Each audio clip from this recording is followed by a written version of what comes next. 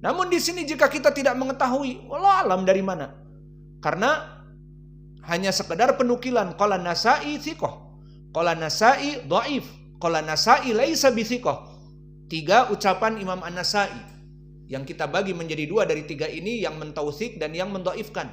Maka mana periwayatan yang benar? Nah, dalam permasalahan seperti ini kita ambil tadi.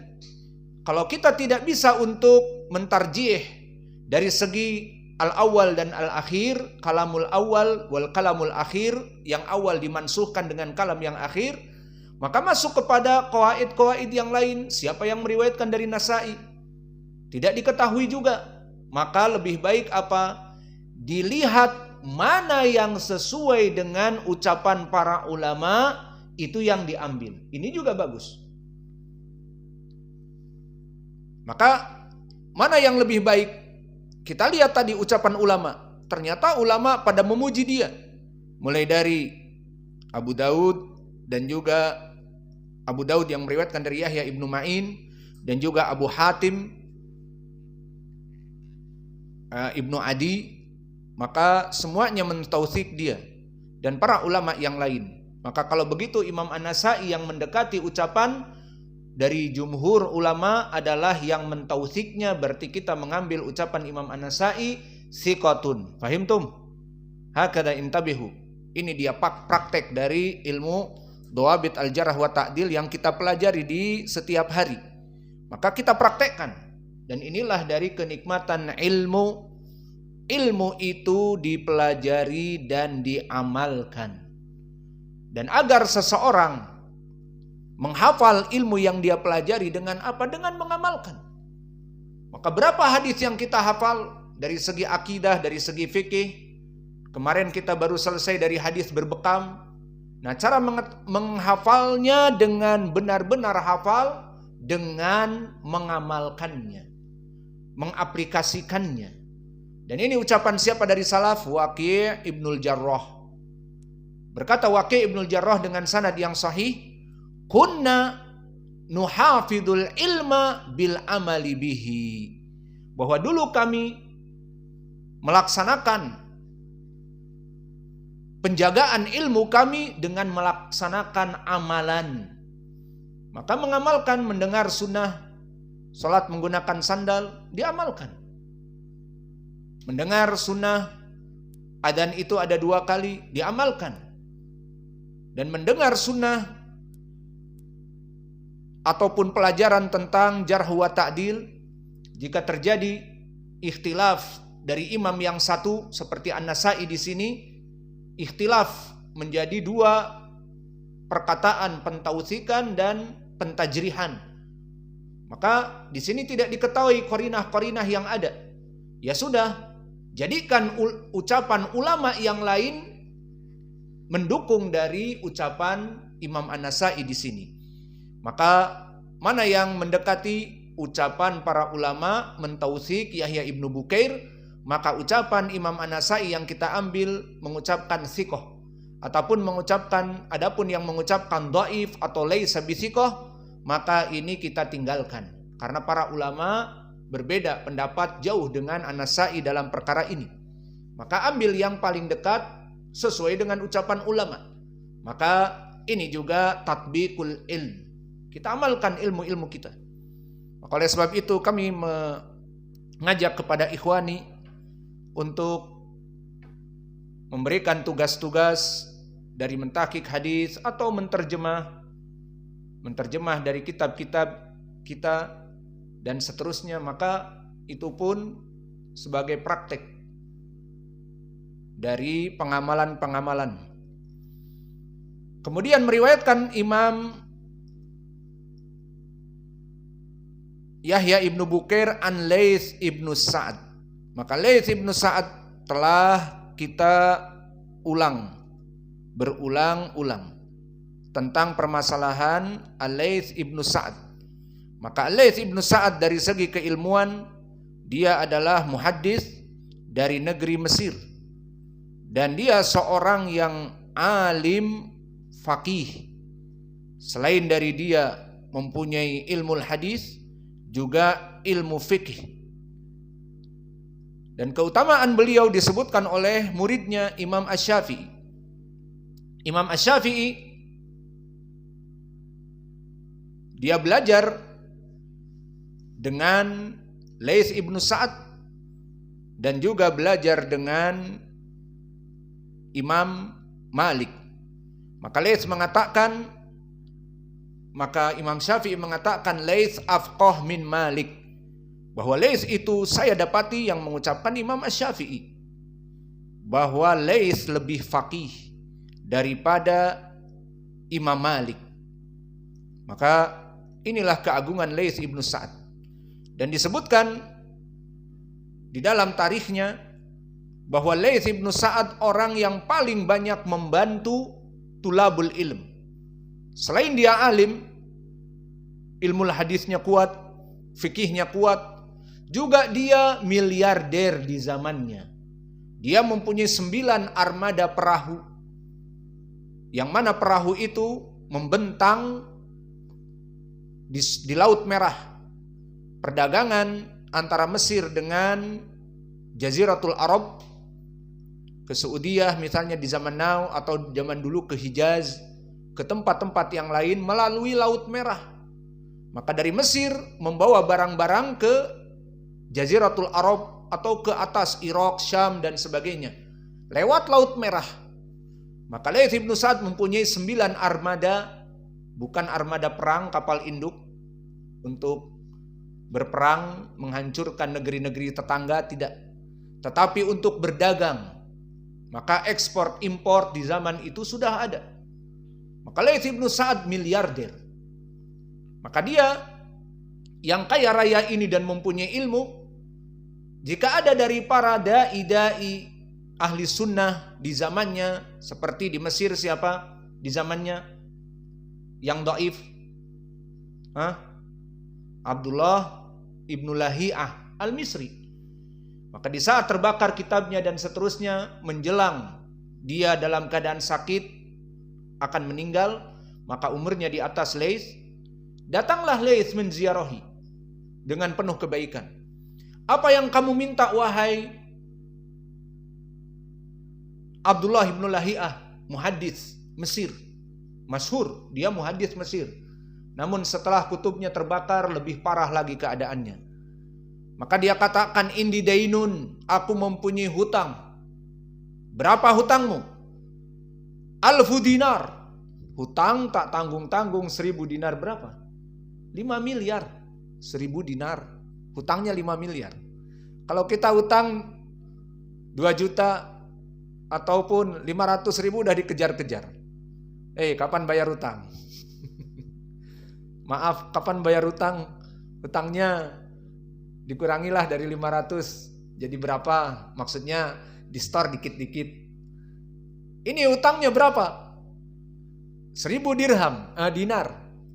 1 dinar sekarang 5 gram emas. Dan 5 gram sekarang berapa 1 gramnya? 1 juta. 5 gram berarti 5 juta. 1 keping dinar 5 juta. 1000 dari kepingan 1000 berarti 5 miliar. Mudah saja bagi Laits ibnu Sa'ad. Berapa utangmu wahai muhaddits? Ustadz, 5 miliar. Gampang, kirim 5 miliar cash. Alhamdulillah. Begitu orang yang mempunyai ilmu dan kaya. Maka dengan ilmunya dia meyakini Allah akan menggantikan hartanya, dan dengan kekayaannya mudah. Beda dengan orang berilmu tetapi miskin. Ada yang minta bantuan, alhamdulillah dikasih doa. Allah yuyassiruk. Amin. Itu di mana-mana. Alhamdulillah kita fuqara. Ustaz, minta bantuannya demikian dan demikian. Kita juga butuh makan. Kita mengajar di sini di pondok, tidak ada yang menggaji kita. Dari mana uang juga tidak ada. Ya sudah, Allah yuyassir umurok. Allah yusahilak. Itu juga alhamdulillah sudah didoakan. Namun Laits ibnu Sa'ad berilmu dan mampu. Maka berapa utangmu? Sekian nih. Begitupun dia melihat di zamannya Imam Ahmad. Maka Imam Ahmad pada saat itu Imam Darul Hijrah, mengisi di Madinah. Lihat Imam Ibnu Imam Laits ibnu Sa'ad ingin membantu tulabul ilm. Maka dia menulis kepada anaknya agar anaknya itu memberikan uang kepada Imam Malik. Dan dikatakan, wahai Imam Malik, jangan kamu berdagang, ngabisin waktu jualan. Kamu berilmu. Biarkan orang mengambil ilmu kamu. Tapi dari mana makan? Gampang, kita biayai. Maka inilah keagungan Laits ibnu Sa'ad. Ditulis bahwa setiap tahun dia diberi 100 dinar. Kemudian setelah itu dia menulis Imam Malik kepada Imam Laits ibnu Sa'ad. Ya Laits, ana indi dain. Aku punya utang. Dulu butuh. Karena dia dulu sama seperti kita mengajar, tidak ada yang menggaji. Itulah butuhnya ta'awun. Dari mana ini Malik ibnu Anas mau makan?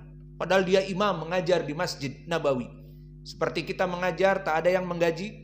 Maka dari mana kita dapat uang makan? Seperti itu. Gambarannya, ta'awun alal birri wa taqwa.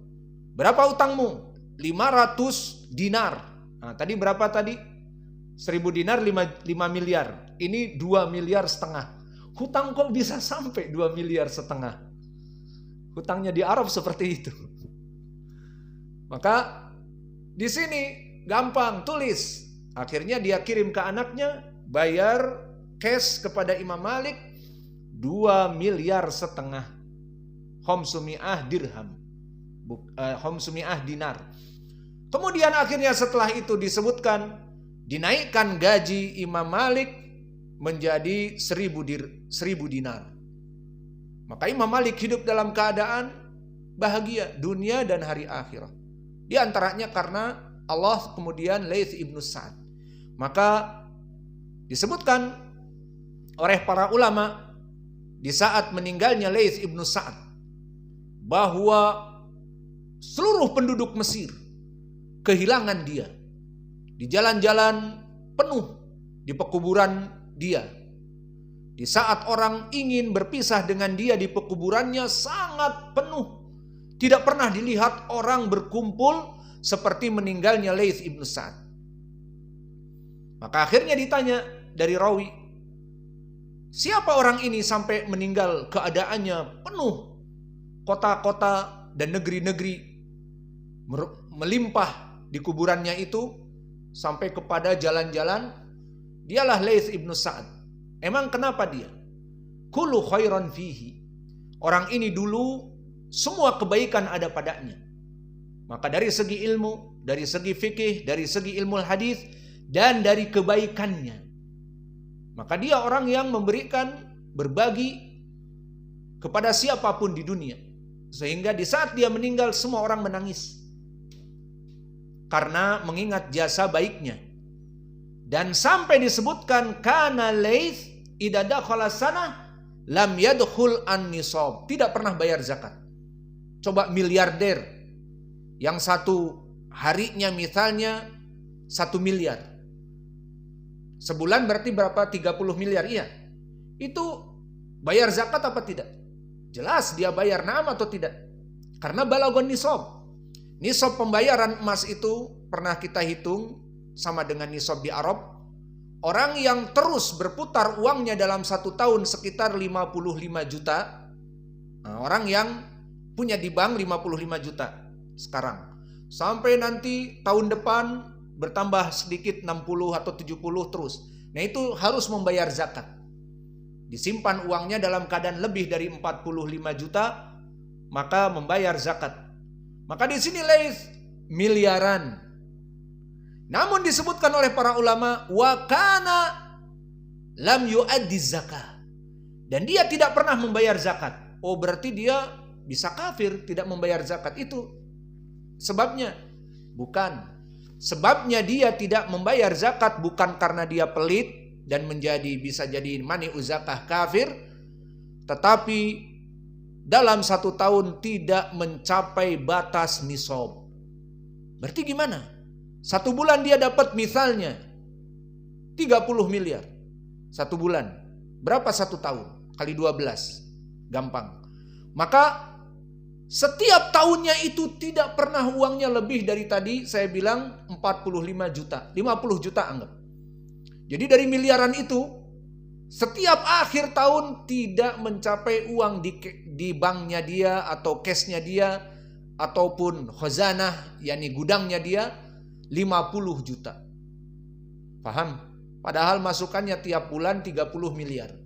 Nah, kemana uangnya? Diinfakkan fisabilillah. Paham? Ada orang seperti ini?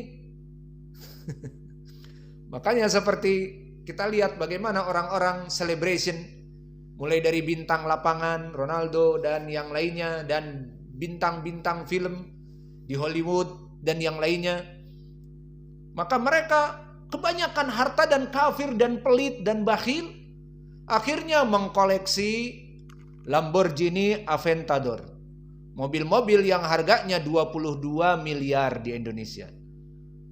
Atau motor-motor Ducati yang harganya 1,5 miliar, 2 miliar koleksi. Kalau kita mengkoleksi Al-Quran, ada yang kecil, ada yang besar. Kalau sekarang udah mulai naik, Qiraah Waras, Qiraah Hafs An Asim, Qiraah Al-Kisai, ada mushaf-mushaf seperti itu. Mereka enggak. Kapal terbang, helikopter, ada 2. Kapal pesiar, yacht, ada 3. Terus untuk yang darat, mobil, dan. Kalau tank baja itu boleh mungkin dibeli, maka dia akan membeli tank baja, koleksi tank baja. Alhasil mau dikemanakan uang. Adapun muslimun seperti Laits ibnu Sa'ad, setiap bulannya mungkin 30 miliar, tapi dalam setahun 12 bulan tidak pernah mencapai nisab hartanya. Kemana? Diinfakkan. Di antaranya Imam Malik kasih $1.000, 1.000 dinar. Yang lainnya kasih 500 dinar. Yang lainnya kasih. Subhanallah. Seperti ucapan Allah di hadis qudsi, ya ibna Adam ungfik alaik. Maka dia berprinsip, aku infakkan agar Allah menginfakkan kepadaku. Maka setiap tahun bertambah terus uangnya. Dengan dia menginfakkan bertambah terus uangnya. Maka ini dari keutamaan Laits ibnu Sa'ad yang jarang sekali. Dari segi ilmu fikih dia lebih faqih daripada Imam Malik. Dari segi harta dia menginfakkan hartanya kepada Imam Malik, kepada ulama di zamannya seperti Abdullah ibn Lahiyah dan seterusnya.